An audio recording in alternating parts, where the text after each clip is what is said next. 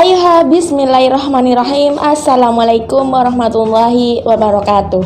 Nah teman-teman, bagi teman-teman yang baru bergabung di video ini, teman-teman bisa langsung klik tombol subscribe dan nyalain tombol notification-nya supaya teman-teman semuanya nggak ketinggalan video updatean aku yang paling terbaru, dan supaya YouTube channel aku juga makin berkembang. Yuk langsung aja kita mulai penjelasannya.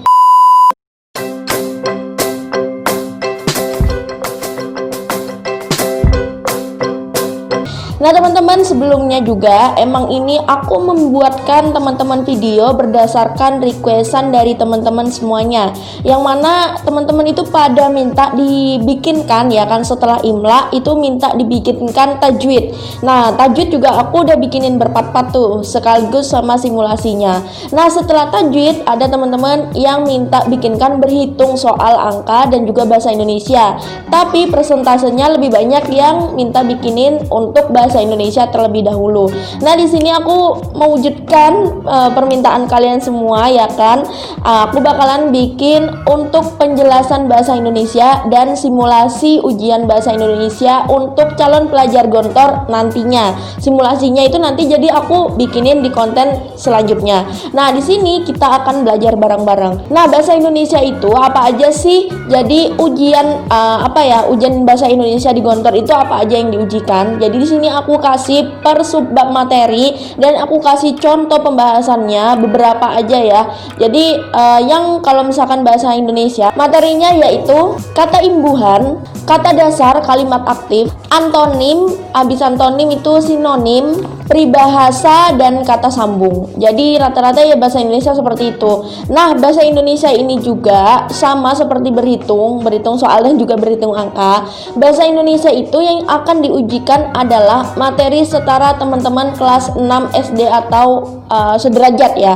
Nah bagi teman-teman yang masuk kelas intensif gimana, kan juga pada nanya nih apakah soalnya itu sama. Jadi di sini tidak ada perbedaan soal di antara kelas intensif dan juga kelas biasa. Jadi teman-teman sama semuanya mau soal apapun itu semuanya sama, pertanyaan sama dan soalnya sama. Nah langsung aja kita ke pembahasan kata imbuhan. Langsung aja ke contohnya. Kalau misalkan contoh kata imbuhan adalah dalam kata, misalkan ya ada kata bersalaman. Nah di situ ada bersalaman yang mana ber dan salaman ya kan, an belakangnya itu ber dan an. Di situ menunjukkan arti bahwasannya saling. Jadi mereka itu saling bersalaman ya kan, bersalaman, saling bersalaman, saling. Jadi saling antara dua. Jadi bersalaman gini. Nah ataupun gini juga ya dalam Islam itu juga. Nah habis itu kita menuju ke penjelasan contoh yang kedua. Misalkan ada kalimat suara beo itu memecahkan telingaku. Memecahkan, memekan ya kan. Kata imbuhan meme dan kan yang artinya adalah menyebabkan. Nah itu tadi ya, itu yang kata imbuhan. Kata imbuhan itu ada yang di depan dan juga ada yang di belakang itu. Nah terus habis itu yang selanjutnya yaitu kata dasar.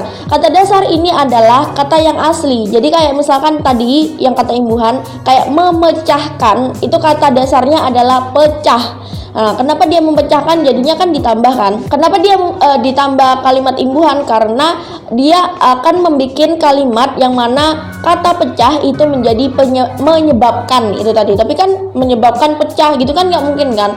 Jadi di sini adalah kata imbuhan untuk langsung ke kalimatnya itu tersebut. Kata dasar itu adalah unsur bahasa yang diucapkan. Nah kita kasih contoh lagi ya untuk yang kata dasar. Misalkan Andi memukul kecoa yang ada di kamar mandi. Memukul, ya kan, memukul, itu kan kata imbuhan, ya kan. Nah kalimat dasarnya adalah pukul itu tadi. Jadi memang kata dasar yang ditambahkan kata imbuhan kayak seperti itu. Itu kata dasarnya. Nah kata dasar ini sama ya. Jadi ada di bahasa Indonesia ada kata dasar, ada kalimat imbuhan juga ada. Di bahasa Inggris juga sama. Terus habis itu di bahasa Arab juga sama. Jadi nanti teman-teman bakalan belajar juga lebih lanjutnya di Gontor. Tapi sekarang kita selesaikan dulu materi kita ya kan. Selanjutnya adalah kalimat aktif Kalimat aktif ini biasanya terdiri dari SPO atau SPOK, yaitu subjek, predikat, dan objek. K-nya itu juga keterangan. Kalimat aktif ini biasanya dia bergandengan dengan kalimat pasif. Jadi, pengertiannya dari keduanya itu sebenarnya perbedaan dari definisi kalimat aktif dan pasif itu terletak pada subjeknya. Terletak pada subjeknya. Yang dikategorikan sebagai kalimat aktif adalah kalimat yang subjeknya itu menjadi pelaku dari sebuah pekerjaan ataupun juga bisa kejadian. Nah, sementara kalau misalkan kalimat pasif itu malah justru dikenal sebuah pekerjaan. Kita langsung aja ke contohnya. Misalkan yang kalimat aktif. Kalimat aktif di sini adalah contohnya ayah memperbaiki memperbaiki rantai sepeda milik Andi. Ayah di sini sebagai subjek, memperbaiki sebagai predikat, terus rantai sepeda milik Andi sebagai objek. Nah, itu kalimat aktif. Sekarang kita ubah menjadi kalimat pasif. Kalau misalkan kalimat pasif adalah rantai sepeda milik adik diperbaiki oleh ayah. Nah, di sini rantai sepeda milik adik itu tadi itu subjek menjadi subjek, yang tadinya di kalimat aktif dia objek, di kalimat pasif dia menjadi subjek. Terus habis itu diperbaiki adalah predikat, terus habis itu oleh ayah baru objek. Jadi dia tuh dibalik-balik gitu kan. Nah, kedua kalimat itu yang udah aku paparin itu punya pola yang sama, yaitu SPO, ya kan, subjek, predikat, objek. Yang mana akan tetapi kita itu bisa melihat perbedaan subjek dan objek di kedua jenis kalimat tersebut, ya kan. Nah, pada kalimat aktif itu tadi subjek menjadi pelaku yang melakukan pekerjaan atau predikat. Sementara itu pada kalimat pasif yang tadi itu yang kedua, rantai sepeda milik adik yang menjadi subjek. Nah, justru menjadi sesuatu yang dikenai predikat atau bisa dibilang menjadi bahan pekerjaannya. Nah, contohnya itu contoh yang tadi aku paparin dua itu merupakan ya salah satu keadaan yang digambarkan dalam dua model kalimat, baik aktif maupun pasif.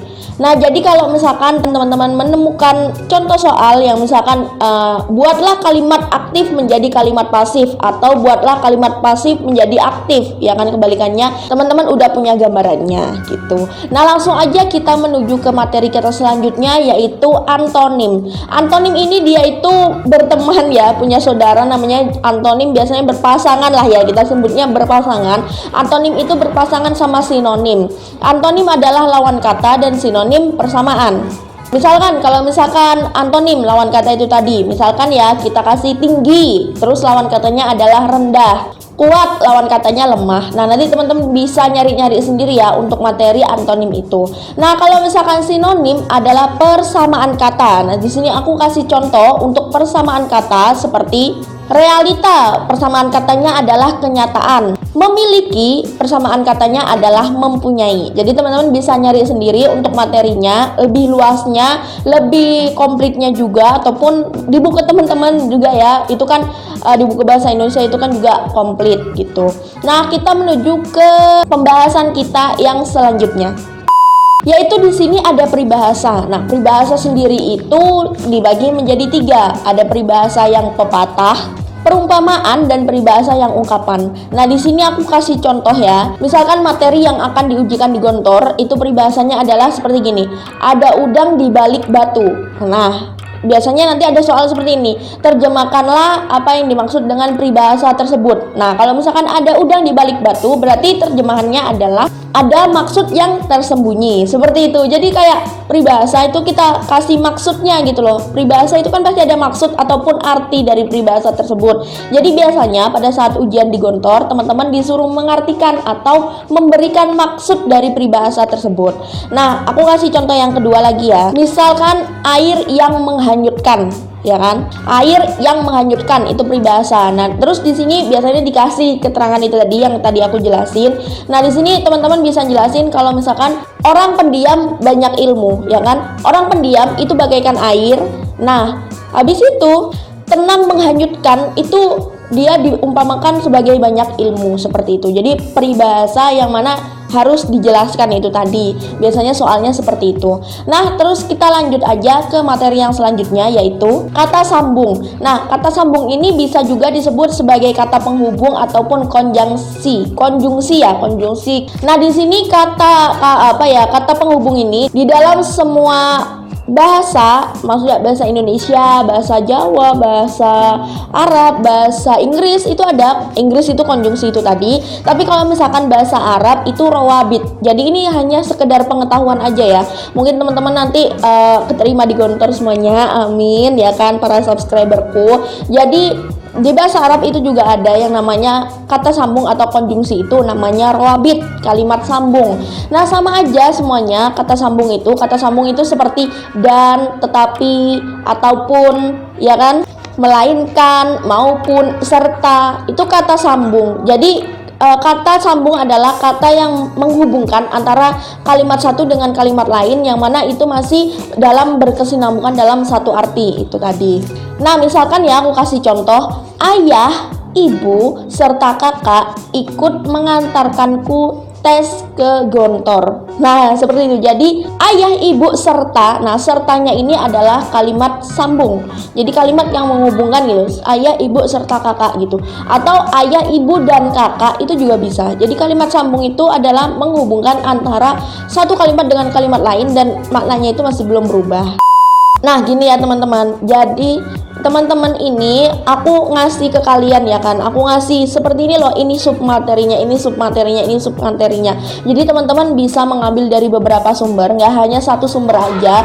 Bisa teman-teman, misalkan aku kasih tadi kan kata dasar ataupun peribahasa itu. Nah, teman-teman bisa di sini searching di internet apa aja sih peribahasa itu, terus teman-teman catat atau teman-teman print ya kan, print terus teman-teman pelajarin, dan pada saat ujian di Gontor teman-teman bisa baca itu semua. Nah, teman-teman kayak gitu dulu untuk penjelasan kita yang bahasa Indonesia. Dan bagi teman-teman yang menginginkan untuk simulasi bahasa Indonesia ya kan, bakalan aku tayangin videonya, tapi aku nunggu komen teman-teman dulu ya di bawah. Nanti teman-teman kalau misalkan banyak yang emang pengen aku bikinin buat ujian bahasa Indonesia, nanti bakalan aku langsung upload ya kan, untuk ujian yang simulasi bahasa Indonesia buat tes masuk ke Gontor seperti itu. Nah teman-teman, bagi teman-teman yang belum subscribe YouTube channel aku, teman-teman bisa langsung klik tombol subscribe dan nyalain tombol notification-nya supaya teman-teman gak ketinggalan video updatean aku yang paling terbaru, dan supaya YouTube channel aku makin berkembang. Dan jangan lupa juga teman-teman bisa follow akun Instagram aku @caleli_nya 2 kali. Wassalamualaikum warahmatullahi wabarakatuh.